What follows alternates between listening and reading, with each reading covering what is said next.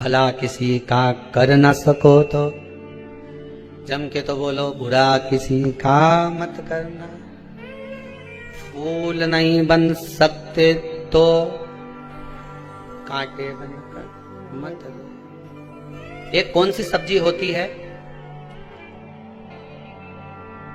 जो पितृ पक्ष में ब्राह्मण को भोजन कराते समय नहीं बनाई जाती? एक तो कुमड़ा, दूसरा पत्ता गोभी, जो बंद गोभी होती है ना, वो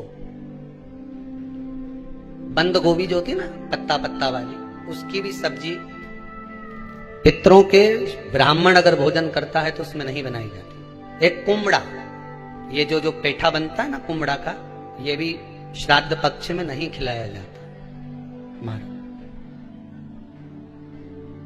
बुरा कोला पेड़ा बोलते हैं, क्या बोलते हैं उसको,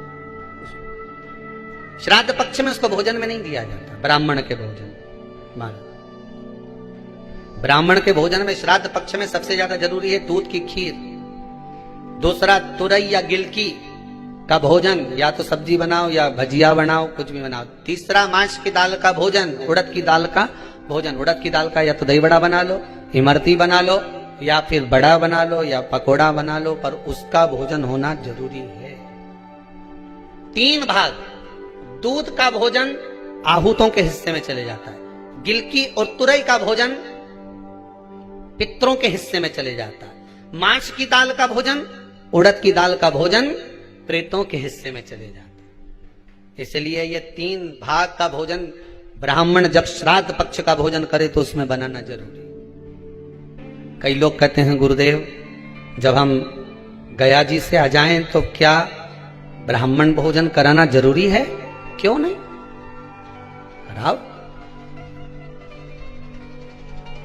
क्यों नहीं करा? क्या गाय की रोटी निकालना जरूरी है? स्वान की रोटी निकालना जरूरी है? कौवे की रोटी निकालना जरूरी है?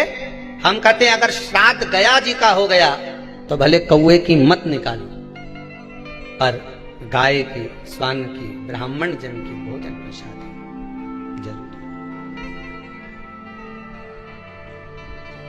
देखिए जब ज्यादा घर में पितृदोष हो ना, ऐसा लगे कि पितृदोष बहुत ज्यादा है, 1 रुपए कमा रहे हैं, 1.25 रुपए खर्च हो रहा है, हाथ में पैसा नहीं टिक रहा, दुकान 4 दिन अच्छी चल रही है, फिर व्यापार डाउन हो जाता है, कोई पैसा लेकर भग गया, नहीं दे रहा, कहीं कर्जा मात्रा बढ़ गई है, ये पितृदोष के लक्षण है कुछ। इसमें आपके घर में जो भी रुद्राक्ष पड़ा हो, जो भी रुद्राक्ष रखा हो, क्योंकि संभाल के तो आप रखते नहीं, पटक देते यहां पर, जो भी रुद्राक्ष आपके घर में रखा हुआ, एक पानी के पात्र में उस रुद्राक्ष को डाल दीजिए, उसमें 1 चावल का दाना डाल दीजिए।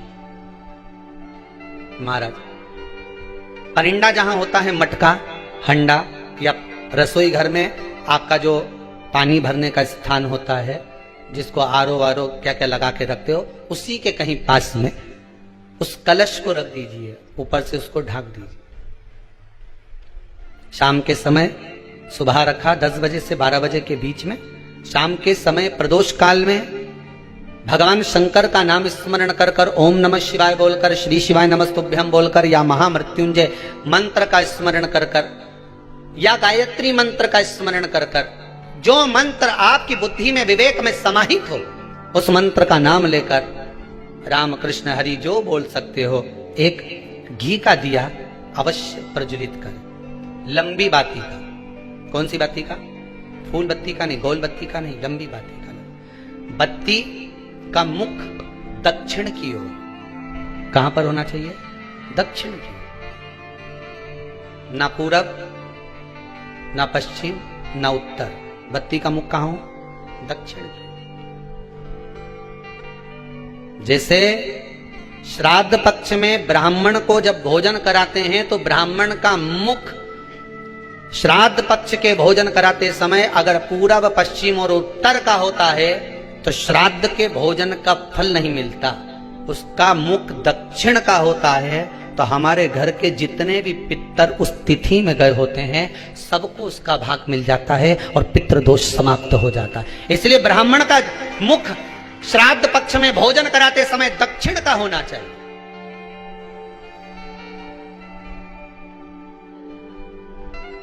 ब्राह्मण का मुख दक्षिण का। यहां तक शास्त्र कहता है महाराज, अगर गौ माता को श्राद्ध पक्ष में अगर भोजन दे रहे हो तो गाय का मुख अगर दक्षिण का है, गाय का, आपका मुख भले उत्तर का हो, गाय का मुख दक्षिण का हो, आपका मुख भले पूरा पश्चिम नहीं का, गाय का मुख अगर दक्षिण में, अगर आपने दक्षिण में गाय को खड़ी कर रखा है और दक्षिण में उसका मुख और आप भोजन दे रहे हो, तो शास्त्र कहता है कि किसी पिंड की जरूरत नहीं पड़ती, गाय स्वतः कल्याण कर देती है, गौ माता स्वतः कल्याण। दक्षिण मुखी हो तो दिए की जो बाती का मुख कहां होना चाहिए? दक्षिण का। और दक्षिण का मुख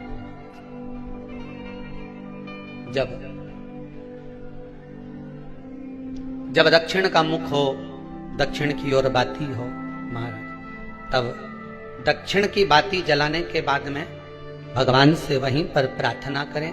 जो कलश रखा है उसके ऊपर जो प्लेट रखी है, ढाका गया है, वहां अपना सीधा हाथ रखें और अपने पूर्वजों का, अपने पितरों का स्मरण करें कि मेरे धन को लेकर कोई चले गया, मेरा व्यापार ऐसा चल रहा है, मेरा घर में बच्चों का विवाह नहीं हो रहा, या घर में इतनी अशांति है, या तकलीफ है, या कष्ट है, ये सब का स्मरण कर कर उस कलश को रात्रि भर रखे रहने दें। सुबह स्नान आदि करने के बाद फिर एक घी का दिया दक्षिण की ओर लगाकर सुबह 10 बजे से 12 बजे के बीच में उस जल को शिव जी को समर्पित कर कर आ जाएं और वो रुद्राक्ष लेकर वापिस आ जाएं। महाराज वापिस आ जाएं, उस रुद्राक्ष को अपने घर में रख दीजिए।